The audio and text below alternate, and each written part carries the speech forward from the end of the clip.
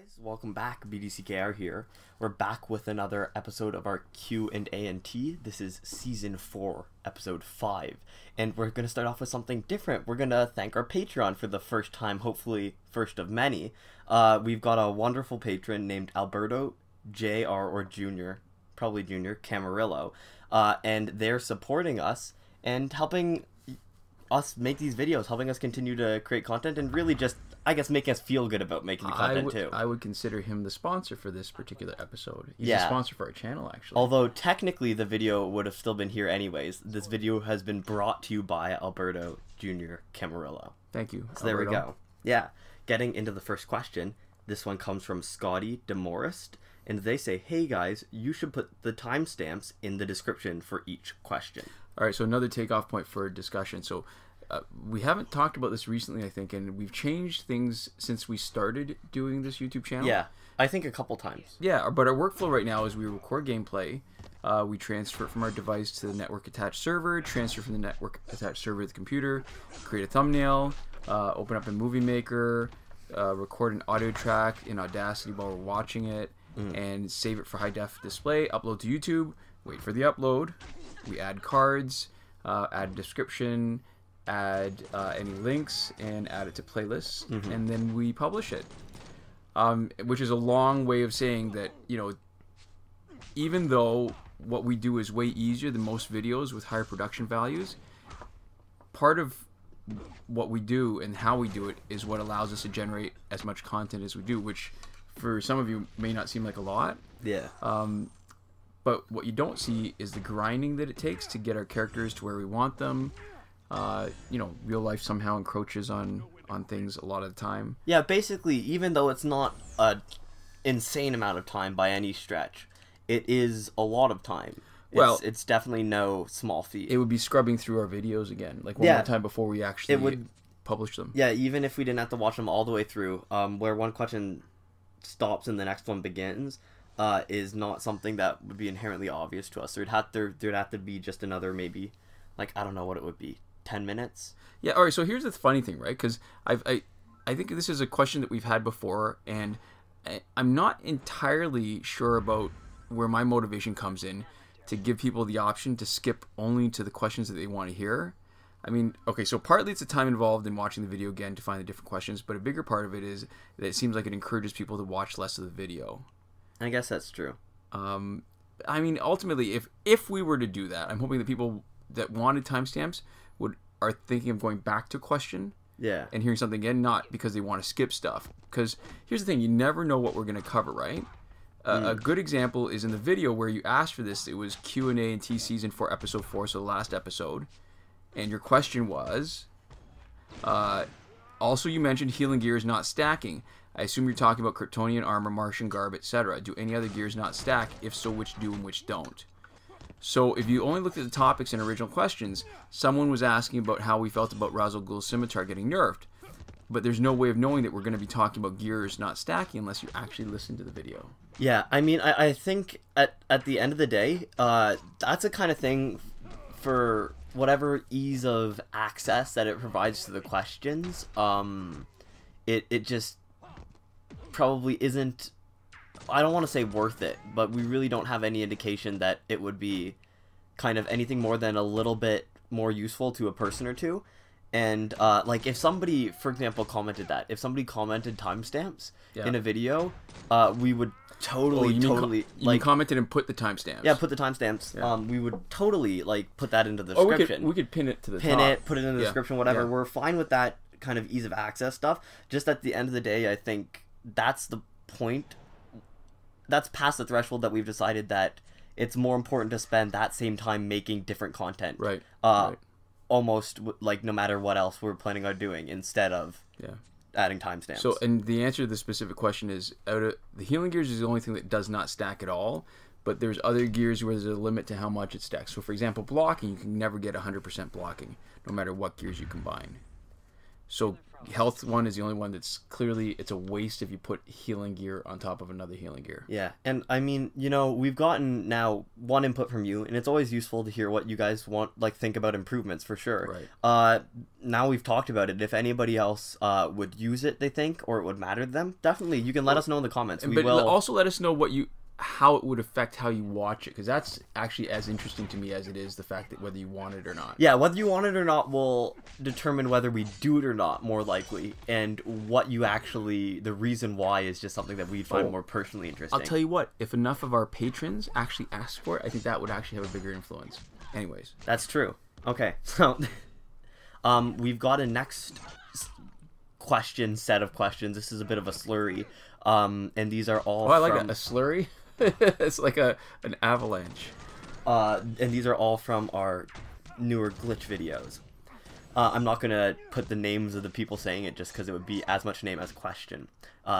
So one person says, can you do glitches for iOS? Another one says, rest in peace iOS users, me included. Please find a glitch for iOS as well.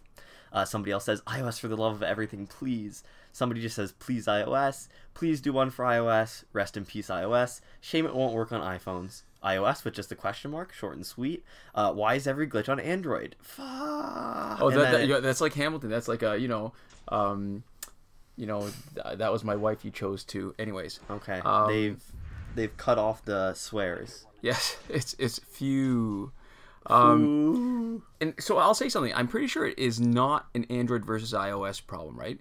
There's a long history of glitches on both. And I think at this stage in the life cycle of the game, there's a smaller base of people playing than there were, even a year ago, 6 months ago. Mm-hmm. And when there's fewer people playing, there's also an even smaller base of YouTubers that are posting.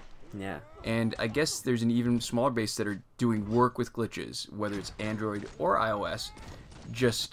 More than just reposting what they hear or see other people do. Yeah. And I think, all right, so what's cool is this recent glitch for the last laugh tickets is really instructive. So the glitch for credits has been around for at least a few weeks, with some people saying that they've been using it for months, right? Mm. But I think we're actually the first to use the technique with last laugh tickets. And that's within a week after someone let us know about how to use it for just power credits, right? That was their motivation, power credits. We played around with it a bit, and that takes some time with no real certainty of a payoff, right? Mm-hmm, for sure. Nothing might happen at all. So we're just spending the time and putting it in for the heck of it. So all you need is one guy, or in our case, two guys. One kind of creator conglomerate. Yes. No matter how many people are involved in that. So you need somebody willing to play around with stuff and test it out. So the current problem is that the audience for Injustice videos is, I think, a lot smaller. Mm. And what you need to do is convince somebody with iOS device to do exactly what we're doing. Unfortunately, we're never going to be those people. Yeah. For a lot of different reasons, because I don't like some of what Apple's doing. But, part of it will be, if there's somebody who's doing something similar, you need to support them. Yeah, that's true. And keep them playing, because it's quite possible that somebody who is playing Injustice Gods Among Us has now moved on to Injustice 2 or other games, because there's just not enough of an audience for it. For sure. I think that's a possibility too. So there we go. Our next question comes from Mohammed, Rehan, Nagauri, and they say, how to use the glitch when you have a lot of credits? I'm at 28 million. Should I just buy packs and reduce the credits and do the glitch? And obviously that's on the new glitch videos. All right, so we had a lot of questions. This was just sort of the example that was probably just to illustrate the point. I think we're tired of asking the same questions over and over. I think this new glitch is kind of unique in that it really does require you to not have that much money to take advantage of it. So there is really, in a way that most other glitches didn't have, there's a cost. It's a combination of that, right? Because remember the original glitch where you bought multiple packs, you're buying past the point of zero. Yeah. And doing it lots of times. Because if you had the money for it, just buying it a lot of times wouldn't actually help you. That's true, but the advantage was you would get money so fast. Right. This one, there's a cost, and what it does is it makes you faster at getting money back, but if you're spending money, it's not not enough to justify the cost, right? Like, it's just the gain doesn't balance out against what you pay to do it. So here's the short answer is it depends, right? There's a really long answer. From the point of view of credits, if you've got millions and millions of credits, you'd need to spend down to get where you had fewer credits in the most expensive pack. So that's just, we all know that. and that could be as high as 750,000, which is the current Arkham pack. But often it's much lower, depending on what's in the store, right? I think the most wanted is 600, and if neither the most wanted or the Arkham pack is in, then you're talking like somewhere around 400 something, right? Yeah. Or actually Survivor pack now 600, whatever. And so I mean, we should talk about what you're actually giving up to spend all the way down to that. So now, if you keep the characters that you get and you're spending on a pack that offers a discount, you'll be really lucky, I think, if you retain about 50% of the value of your credits, right? So that you have it as a resource that you can sell back later. Yeah. You're basically cutting in half what you've got in value. What you're doing is you're spending time. Yep. You're gonna have to spend time again when you sell them back, and you are losing about half of your initial investment. So those are the costs to you up till that point to get low enough. Right. Effectively, it's you're buying pack, you're selling the contents back, you're gonna lose about half the value. Yeah. I think it might be worse than that. Half the value, some of your time. Yep, and a lot of time. So, and if it's something that you want, absolutely go for it. Right. That's a perfect opportunity to spend. But a lot of times if your collection isn't complete, if you need gear, if you need gear shards, if you need anything that you can purchase with credits. The problem is most people are waiting for something specific, so there's a pack that they want to come back in the store, or they're saving it for later for potentially new characters so they can buy them up to Elite. Yeah, like from the challenge. Right. The problem is if there isn't anything that you want, you're basically losing out. If it costs you half your credits, and in your case half of 28 million, to reduce your credit total low enough to do this glitch, right? And when I say you're basically spending all of it, but you're keeping some of it in cards. Yeah, keeping some in value. You're putting it into an investment that you still need to liquidate afterwards. You still need to put time into it. It's going to take you a hell of a long time to make that 14 million back from farming with the glitch. I mean, what you probably should do is go back to the video and figure out how much faster you can get credits compared to straight just farming it like normal. But my guess is that it would take you weeks or months to make up the difference. That's true. And probably more than that. Like 14 million is not easy. And at this stage, if you've saved that much, there's a good chance that you probably aren't that interested in farming that religiously just to take advantage of this glitch that might save you a bit of time. That's true. And I think one of the problems is that you're not actually playing Injustice while you're doing that.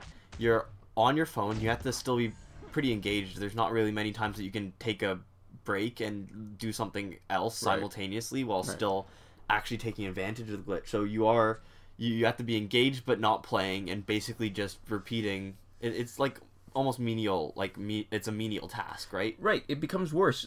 At some point, we talked about this once before, I think, right? Or maybe more. That glitches are the best when you don't have to.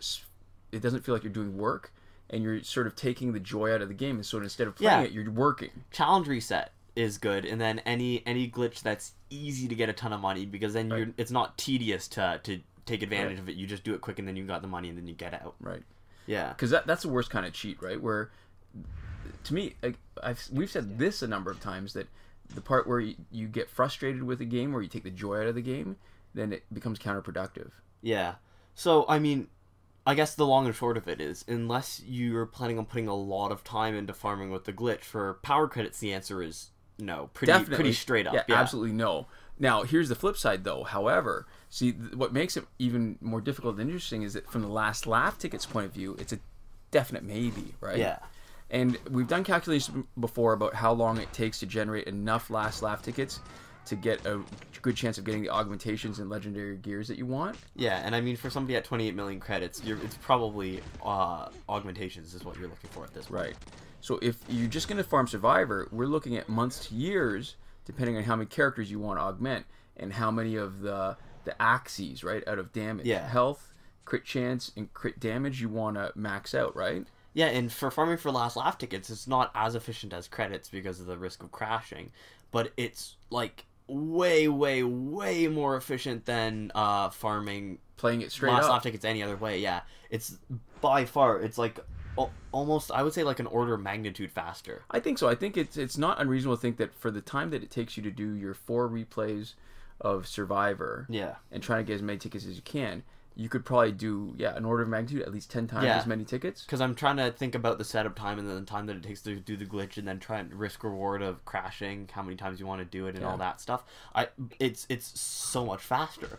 So yeah, and absolutely the best way, somebody commented it and we totally agree, the best way is always to aim for doing it on Battle 3, and if you get lucky, you spin the wheel and you end up with a ticket too at the same time, so that each time you do the glitch, you're getting 2 tickets instead of just 1. Yeah, so that's, at the end of the day, that's what you're balancing. You're balancing the negative of the money and time that you lose getting ready to do it versus what you see as the potential positive of taking advantage of it for last laugh tickets. So when we're talking credits, absolutely it's not worth it, because you're getting back exactly what you lost, and the time it takes you get. Because keep in mind, if you're doing the glitch and trying to recover 14 million, you could have just as easily been farming, and so it's not just the amount that you get from the glitch; it's the difference between what you would have gotten farming compared to the glitch. That's true.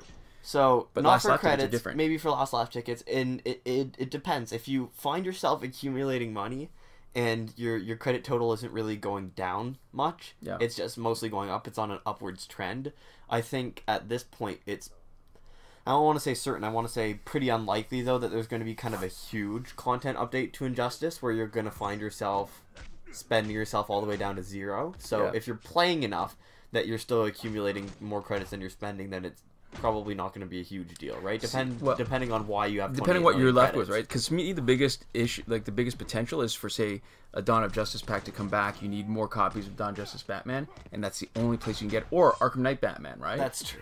So if you're waiting for those packs to come back, and the glitch is still there, and those are the things you want, I would spend the heck out of it, because it's like a lot of other things too. People have always been saying, you know, oh, where's the power credit glitch? We need one whenever there isn't one, right? So they're desperate for it, and it seems like stuff just happens. I mean, we've been doing this long enough. There seems to be something coming up. I mean, I think for a lot of these, really, I wholeheartedly believe that most of these have probably existed for months or years before ever being discovered. Completely agree. There's so much kind of content. There's so many different ways to combine actions in Injustice. Like the going into the buy credit screen is not one that we would have ever done by accident, and it's not one we would have ever done on purpose when trying to test out a glitch. There's no way that we would have discovered this on our own, really, I think. Because we don't, even as much as we don't play enough. Yeah, and that's not even a scenario that you get close to in regular play. Right? So, well, part of it is the whole, like, Sir, is it Fleming? What was his first name? Alexander Fleming? Something. Who discovered insulin, right? That it's partly doing that, but I'm sure other people might have bounced into it accidentally. Yeah. But if you're not paying attention properly, or even if you are paying attention but you don't remember the exact steps of what you do, then you're not going to be able to exploit the glitch like that. Yeah, for sure. So I think at the end of the day, it's really one of the most important things is just user base for finding glitches. Yeah. Really, you're either trying really hard, you're like combing through the game files, all that kind of stuff, but I don't think. And it comes back to the same point, right? Now the user base is actually smaller. Yeah, so we're less likely to discover new glitches, but I'm almost 100% sure there's still other exploitable things out there currently in this version of the game. I don't know why it makes me think of that, but but boxing is funny, like related in a funny way, right?